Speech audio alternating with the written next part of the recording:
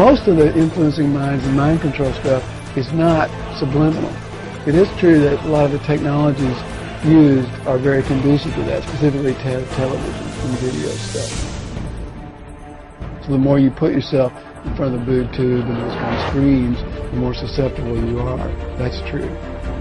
The other part of it is that the more you put yourself in those situations, the more you're getting the propaganda that the controllers of that technology and those channels want you to get.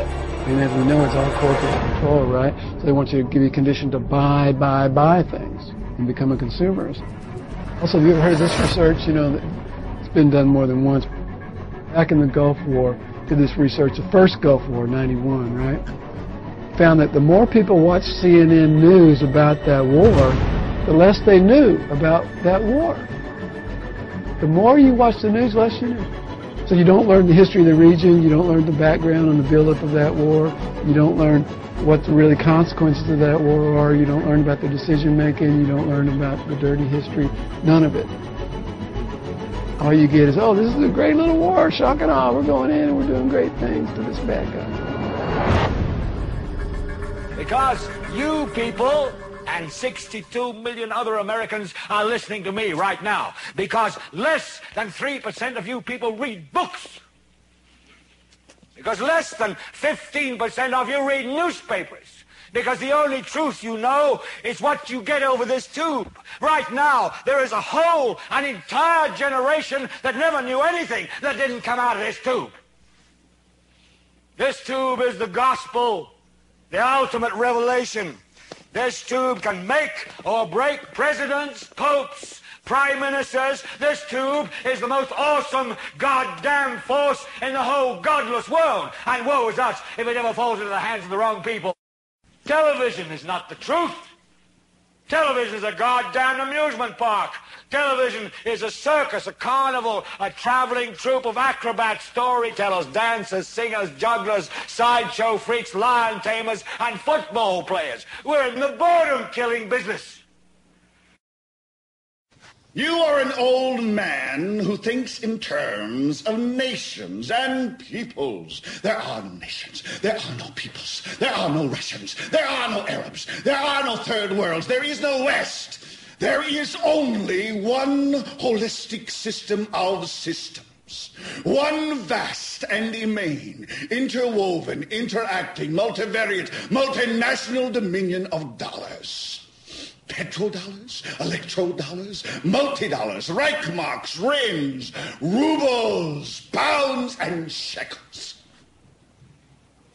It is the international system of currency which determines the totality of life on this planet. That is the natural order of things today.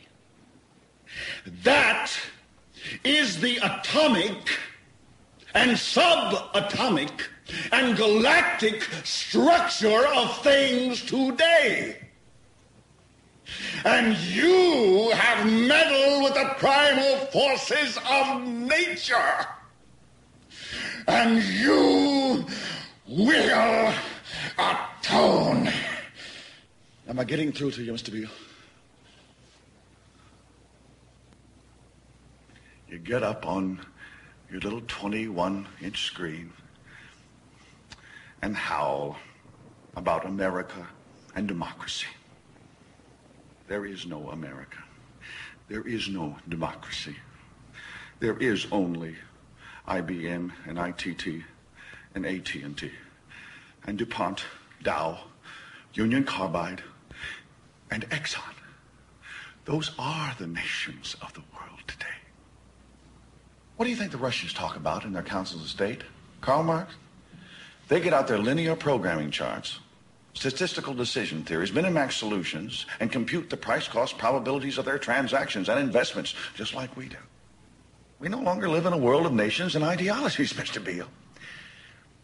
The world is a college of corporations, inexorably determined by the immutable bylaws of business. The world is a business, Mr. Beale. It has been since man crawled out of the slime. our children will live, Mr. Beale, to see that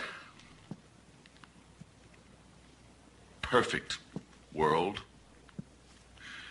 in which there's no war or famine, oppression or brutality.